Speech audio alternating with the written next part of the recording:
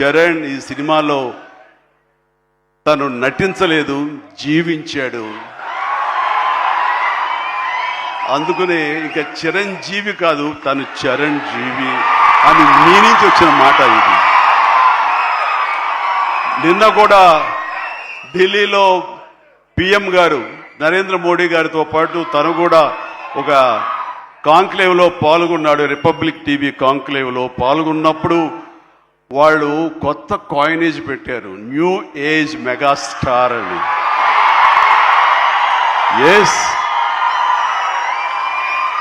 మనం ఇలాంటి అవకాశాలు నాకు రాలేదు, కానీ చరణ్కు వచ్చింది. చరణ్ దాంట్లో నిరూపించుకుని ఒక అడుగు ముందుకు వెళ్తున్నాడు. కాబట్టి చరణ్ ముందుంచి నేను